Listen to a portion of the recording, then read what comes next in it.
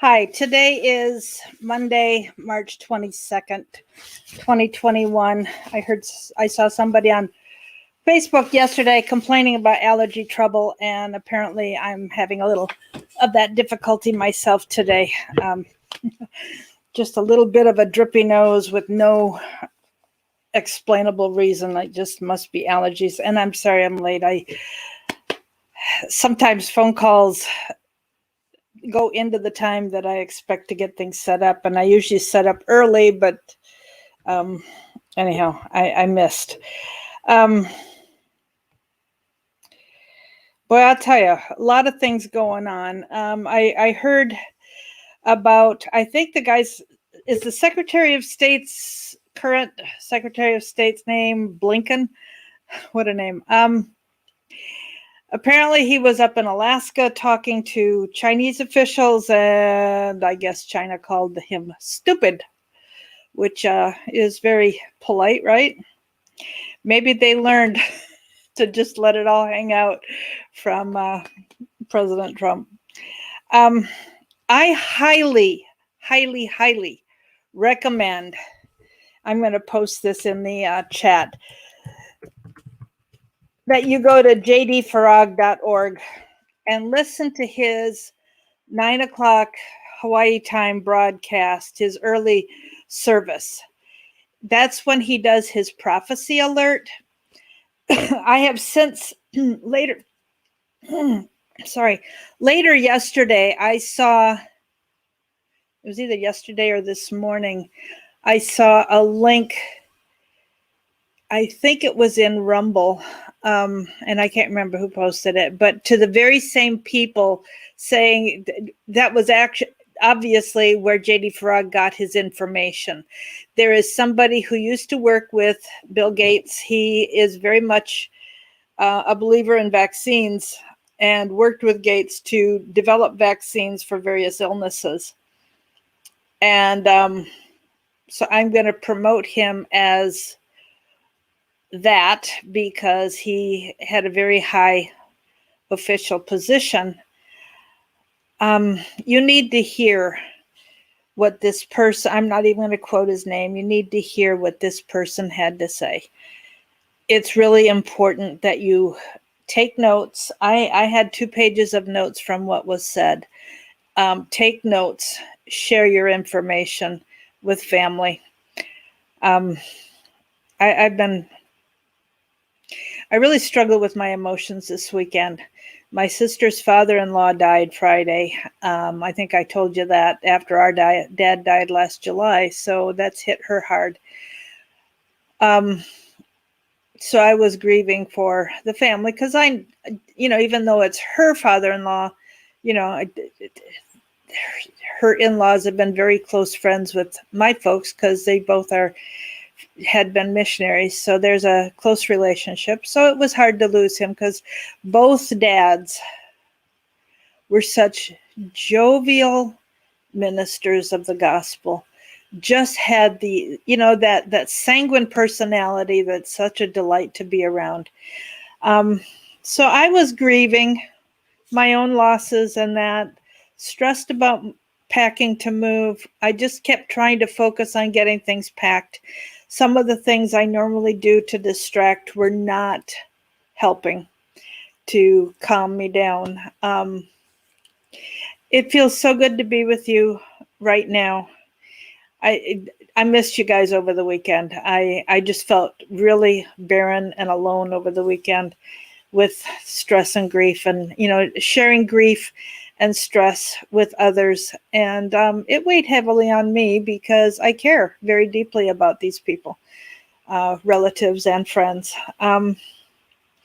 So, and of course, some of the news I heard was just scary and stressful. And the one that I had been so excited that had canceled the appointment to get on Thursday, actually kept the appointment. So, I'm really worried about losing somebody I care very, very deeply about again.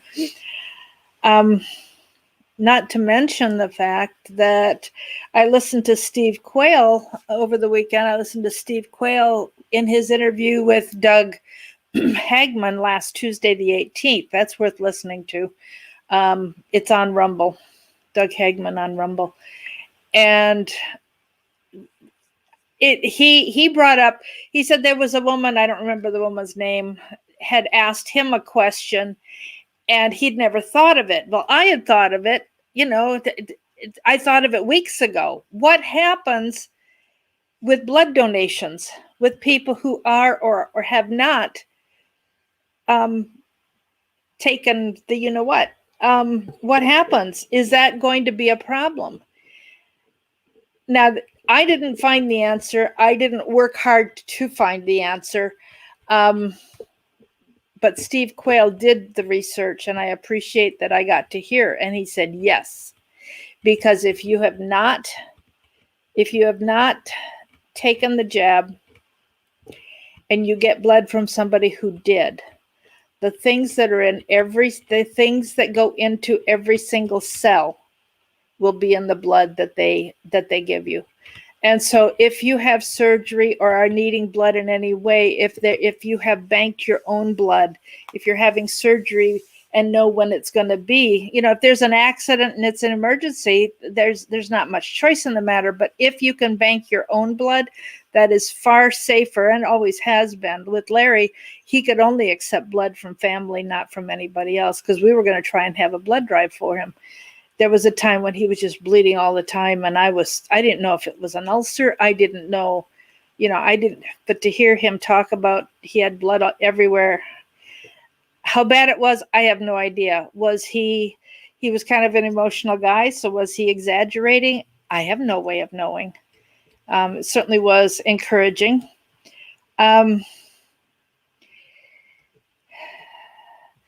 So yes, I just really looked forward to being here because, I was thinking all weekend about take every thought captive to the mind of Christ. And sometimes I can do that. And when emotions are strong, it's like, all right, give myself a set time for this many minutes, for this many hours, even if I set it for 2, 3, 4 hours even.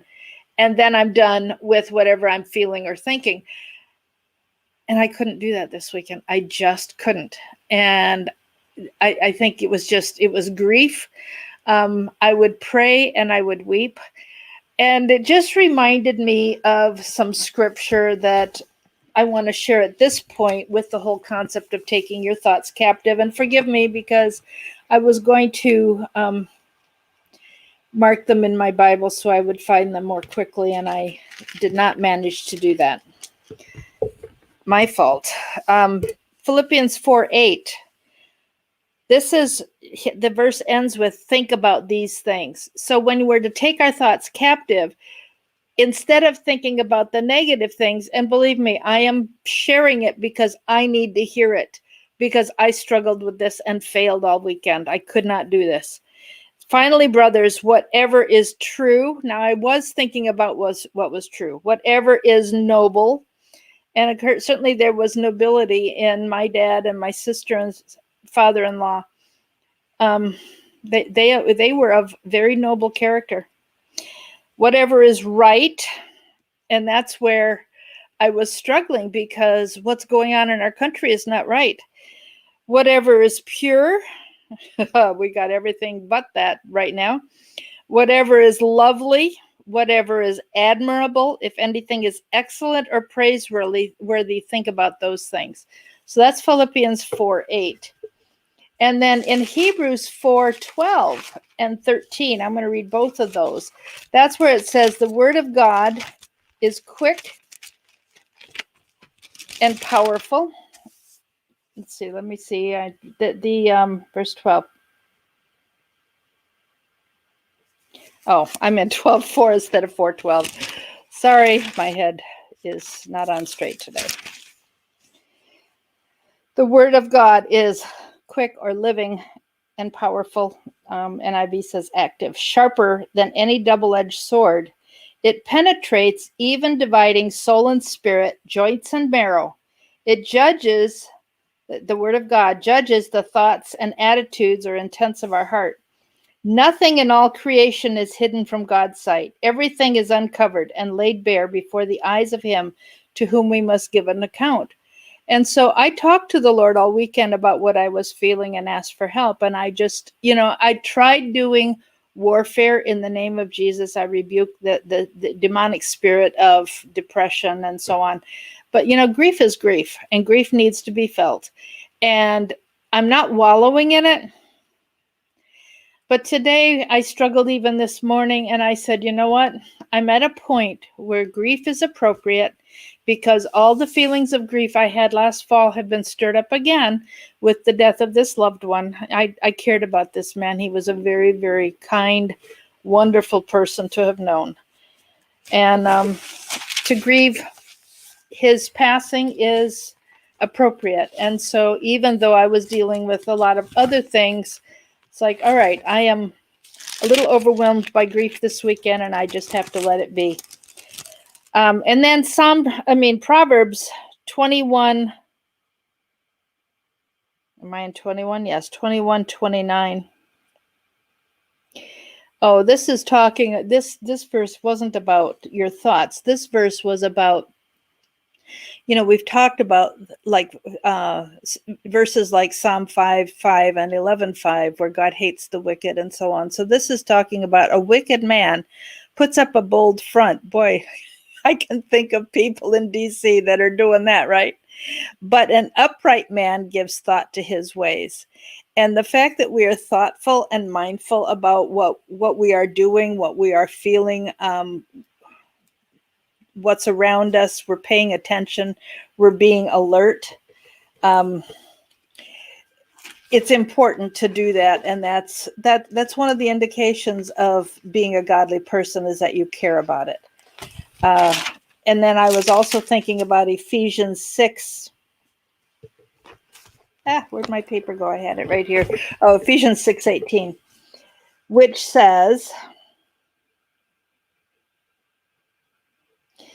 pray in the Spirit on all occasions with all kinds of prayers and requests. Okay, that's part of the armor of God, and then overarching all the other pieces of armor were to pray. But then the second half of this verse, with this in mind, be alert and always keep on praying for all the saints. So, I couldn't wait I'm sorry I started late today, because I really was eager to spend time with you, because I knew that would help lasso what I was thinking and feeling and put me back on the right path. So yes, Pam, believe me, I was beating myself up that I just could. You know what? I was singing praise in my head. I was praising the Lord. I was thanking God for everything. But when you have to grieve, you have to grieve. And part of grieving well is allowing yourself to feel the grief. And so that's what I did this weekend, because I had to. So as I said before, please go to jdfarag.org and listen to what he had to say this morning, because it really was potent information from a very high up leader in the medical community. Lisa Haven talked this weekend about something called an ESG score, and something that came out, she quoted from Glenn Beck, that was really significant to me, was it isn't just what you do that creates this social credit score, but it's what people you associate with. So in other words, Glenn Beck was told that they will look at all of his investments, and the scores that his investments get, those companies get, will affect his score. And it's like, my goodness, talk about invasion of privacy. There's a question about why no reporters are being allowed at the border. And it's interesting because even the Washington Post has now put out a negative article about Biden because of what's going on. And to see that even the media is waking up a little bit and telling a little bit of truth is significant. Today, the House is talking about making DC the 51st state. President Trump was on with Lisa Booth, I think her name was. She has just gone on to my phone's way over there. If you follow Donald Trump on Telegram, he's got the link to his 51-minute interview with Lisa Booth on she's got a brand new channel she's working on.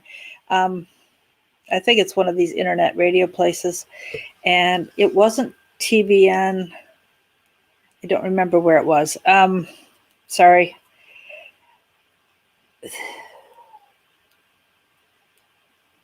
But he was talking about, the fact that they may try very soon to stack the Supreme Court. Happy birthday to your mom, Gloria.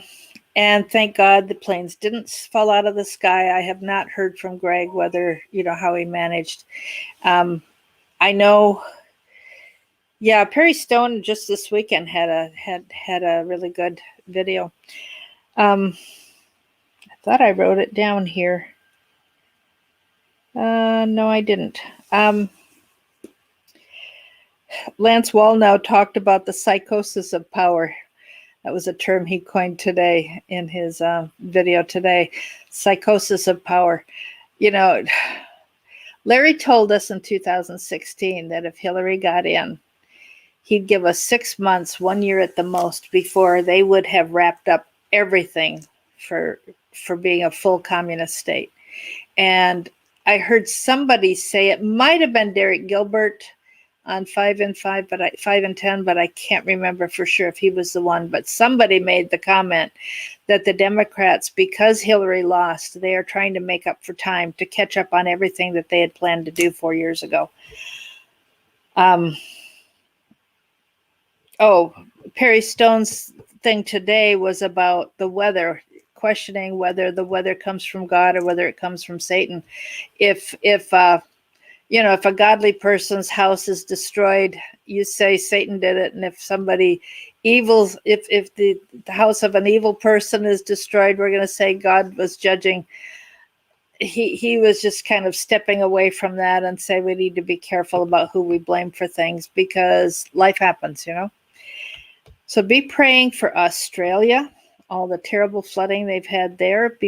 After the flooding that was in Kentucky a few weeks ago, last month sometime, be praying for the cleanup from that. Speaking of Easter, Arif, I understand that Amanda Grace was saying that she thought something was going to break with Passover starting this weekend. Timothy Dixon had talked about 30 days, which is going to be around the beginning of Passover. What does that mean? What's going to happen? I have no idea. I think it's interesting that they're talking about changing social distancing in schools from 6 feet apart to now 3 feet apart.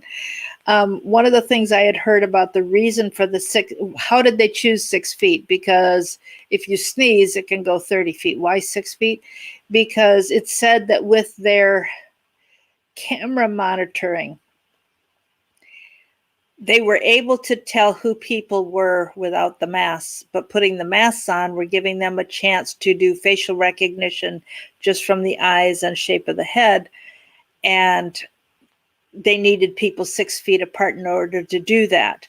And I'm wondering now if they have worked on that adequately, that now at 3 feet apart, if maybe they are just taking the facial recognition and, camera monitoring just to the next step. I'm throwing it out there. I have no idea. And then the last bit of news is I understand Krispy Kreme will give you a free donut every day for a year if you get vaccinated. So my comment on that is, well, if the vaccine won't take you out, maybe the donuts will. So Ephesians 6:18, be alert. All right. We were talking on Friday about Daniel 4 and Daniel, was it Daniel 4 or Daniel 4 and Daniel 9? We read both of those talking about watching. Daniel 9 talked about the watchers. Was it Daniel 9? I know there was something I read last Friday that talked about the watchers, and I heard Dr. Michael Heiser, I believe, was talking about Enoch and how Enoch talks about the watchers, and that's. I'm laughing at the chat here. The watchers talked about in Enoch. The watchers are, when you see watchers, yes, we're to be watchers. We're to be watchmen, watchful. But the watchers specifically were the fallen angels that the book of Enoch describes. And I'm sorry that the book of Enoch was not considered and kept in the Bible text, because the book of Jude, Jesus' brother, written by Jesus' brother, mentions Enoch and Jasper, both of those books. And the book of Enoch, I think, is mentioned like 3 times. Maybe I don't remember if all 3 are in the New Testament, but I think it's at least 2 or 3 times. All right. I didn't mark where I had left off, so I'm going to back up a little bit. Nahum 2 verse 1 says, "Watch the road, brace yourself, and marshal your strength." Watch the road, watch what's coming towards you, be paying attention. Brace yourself, is something that Dana Coverstone has heard frequently in his dreams, to brace yourself. That's, if you see something coming at you, you can brace yourself, which is why it's so important to watch. So this verse is just telling you to pay attention, so you can be ready to respond appropriately to what's coming, and marshal your strength. Do whatever you have to do to prepare physically as well as spiritually, so that you will have the physical and spiritual strength to deal. And as we get older and older, and I know most of us are, getting up there, I'm rebuking myself for my lack of exercise, and trying now to do at least a little. It seems very minuscule at this point, because I got so weak with being sick. But at least with packing and moving boxes and stuff, I'm getting a little bit of use of the upper arms, and walking around the house is something that is much easier for me to do than it was 6 weeks ago. Habakkuk 2 verse 1, "I will stand upon my watch, and I will watch to see what he will say to me." This, he's talking about God. "And what I will answer when I am reproved." So Habakkuk is expecting to be scolded for some reason, but he's going to watch. He's going to be paying attention. He's going to be listening. So what he will say, and it's interesting that he says, "I will watch to see what he will say to me." Usually you think that you're listening to hear what he says, but he says, "No, I'm going to watch to see what he says."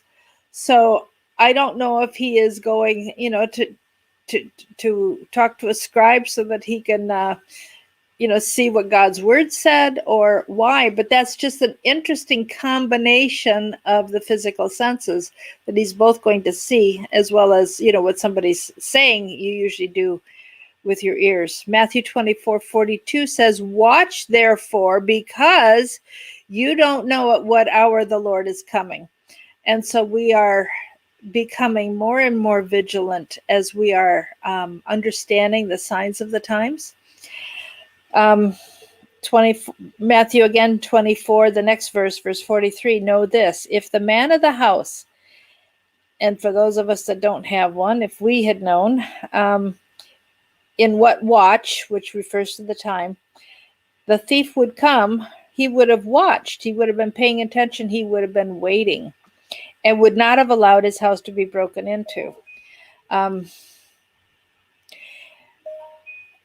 That is where, in dangerous times, to have somebody else, so you're not alone, so that you can spot one another, to have somebody on guard. We need sentries. And I've heard discussion of doing a neighborhood watch and taking turns with in the neighborhood, with families having a day of the week that they're watching. One of my kids is a potter.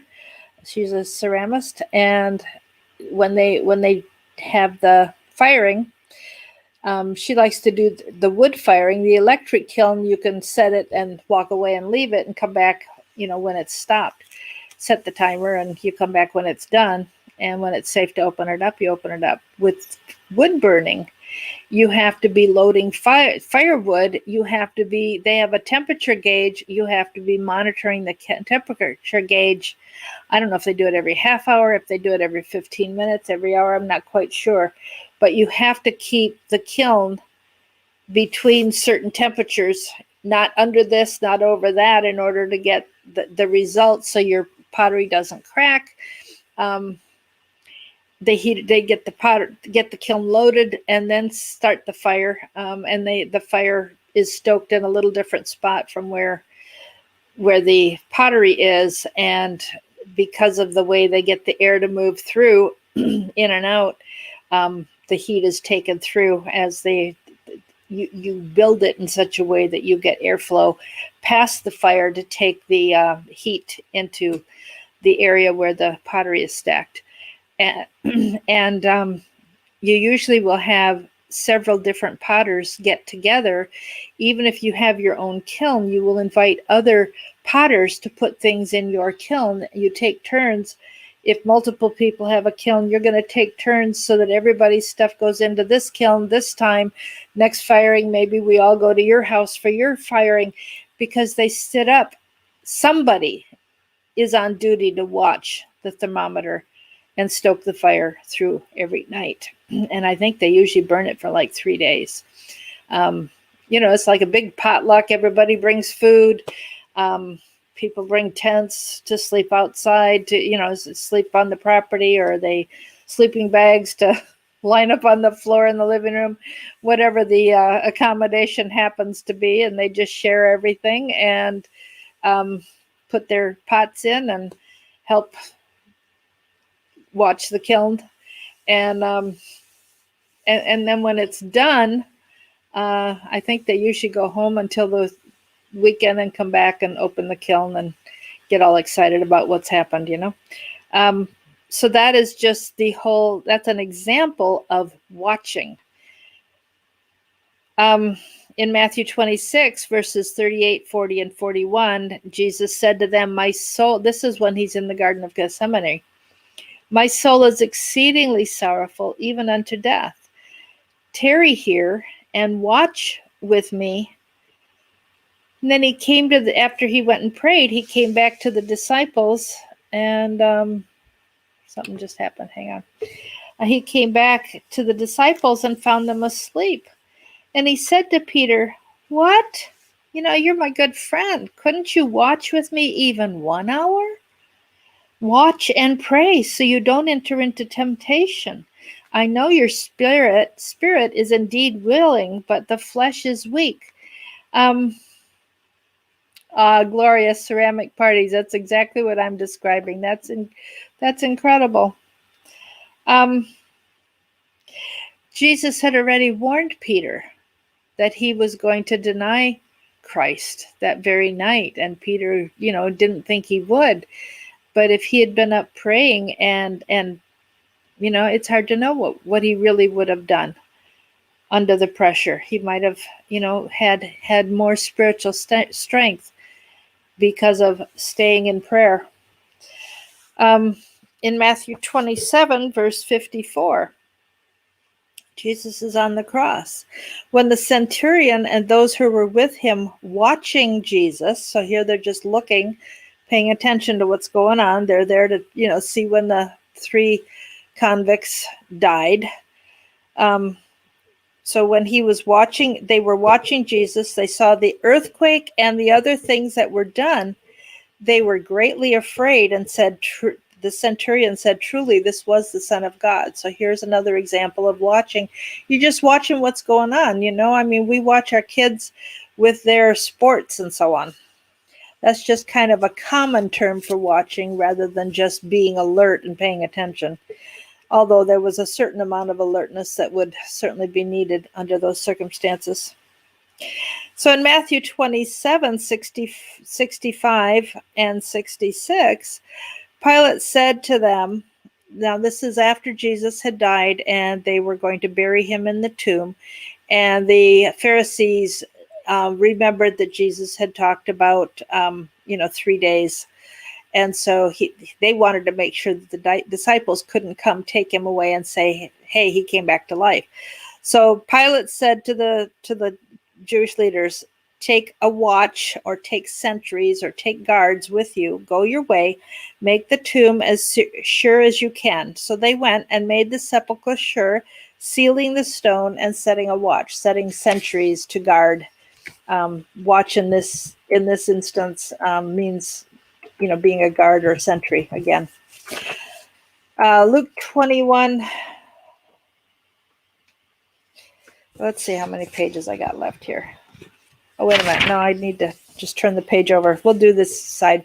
Mark 3, verse 2 says, the people in the synagogue, now we're back at the beginning of Jesus' ministry again in the book of Mark, that the people in the synagogue watched Jesus to see whether he would heal the man with the shriveled hand on the Sabbath day so they might accuse him. So it wasn't, everybody's watching, but it's, of course, the leaders that want to accuse him of working on the Sabbath.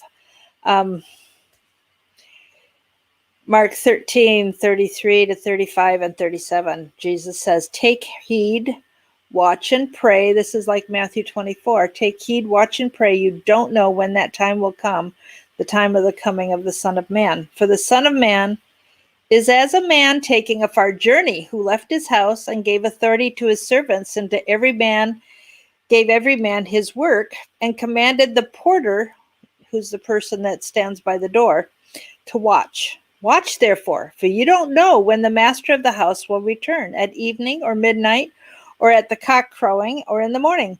What I say unto you, I say unto everyone, and that is, watch. So again, how important this is. Luke 2:8 is talking about, the birth of Christ, and there were shepherds in the same country in the field. They're not in the fold, they're actually out in the field. And so it's even more, they're mindful of their sheep when they're in the fold, but even more so when they're out in the field. They're keeping watch over them, watch over the flock through the night. So they're going to have to take turns, keep staying awake to make sure no wolf or other wild animal comes to take them. I heard an interesting thing about the shepherd.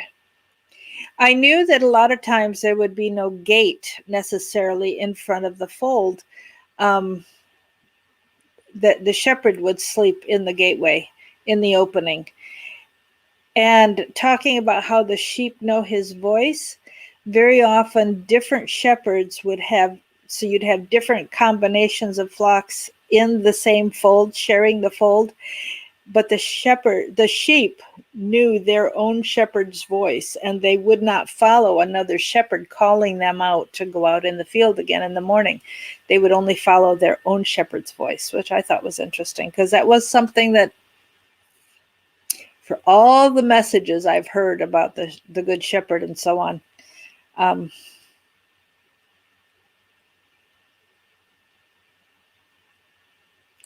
wow, Gloria, your pottery thing there, that just sounds luscious. I was packing my daughter's pottery today that I bought from her, or that she had given me. So pottery's uppermost in my mind today too. So Luke 6, verse 7. The next one is 12. Luke 6, verse 7. The scribes and Pharisees watched him whether he would heal on the Sabbath, so they might find an accusation against him. Luke 12, 37 and 38. Blessed are those whom the Lord, when he comes, shall find watching. whether he comes in the second watch or comes in the third watch, and finds them paying attention. Blessed are those servants. Here's an interesting story about being a watchman. My ex-husband's great-grandfather was a guard for Henry Ford. And his instruction was shoot first, ask questions later.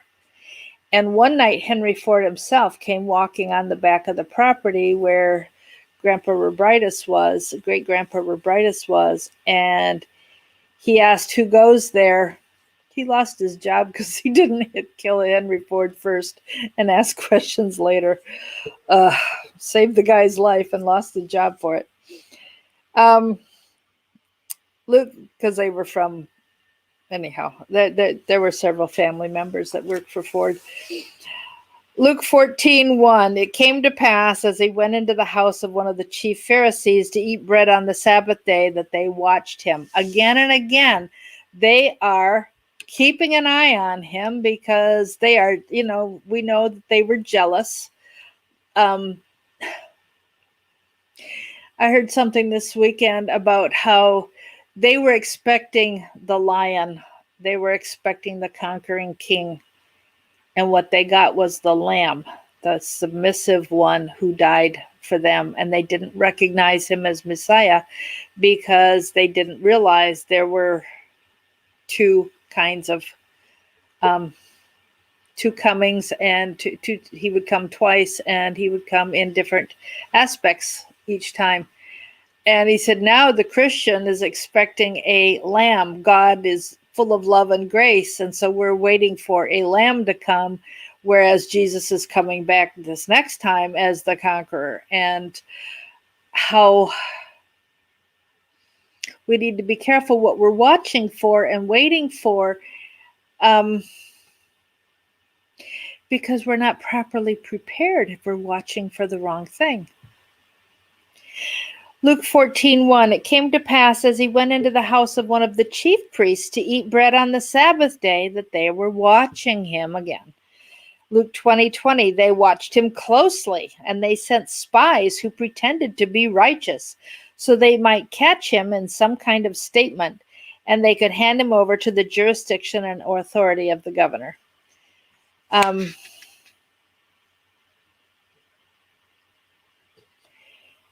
So that's where I'm going to stop today. I'll just go ahead and read Luke 21:36. Watch therefore and pray always, so you may be accounted worthy to escape all these things that shall come to pass, and you'll be able to stand before the Son of Man. Now, Luke 21 is like Matthew 24 and a little bit of Mark 16. There's one of the Thessalonians, I think it's 2 Thessalonians 2. Of course, there's a lot of Revelation where it's talking about what's happening in the end of times. The disciples said, what's going to be the sign of the end?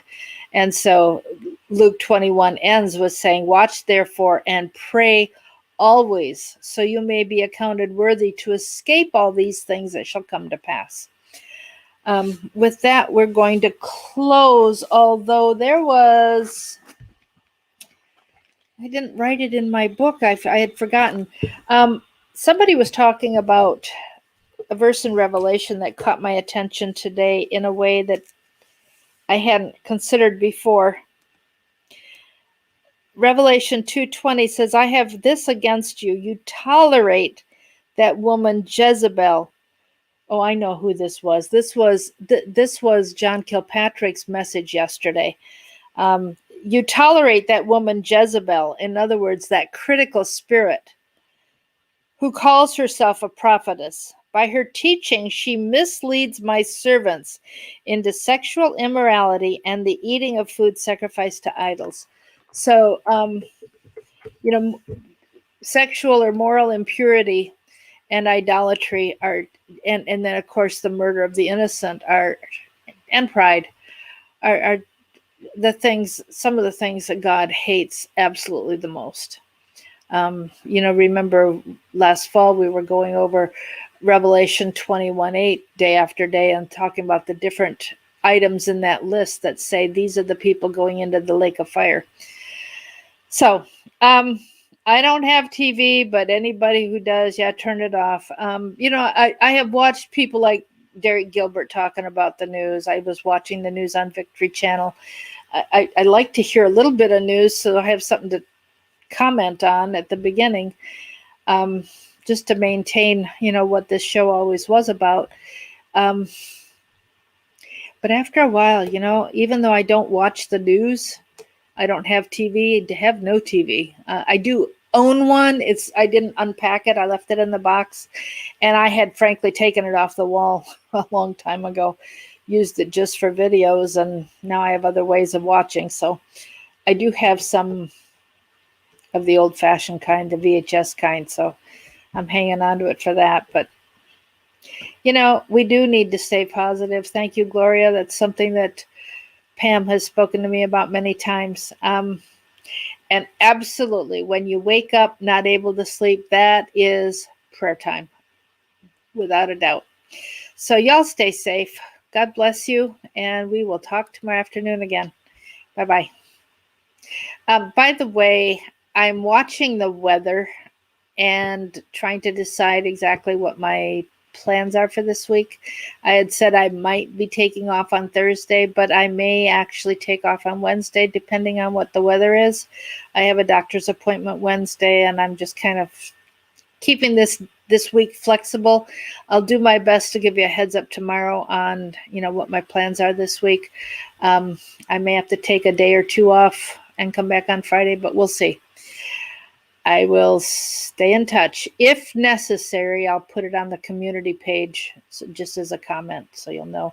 And a lot of times I'll put it in the title when you're waiting for the show to come up if I'm not going to be here. So I will give you a heads up, but I'm just letting you know now that 1 or 2 days this week I may have to not be here.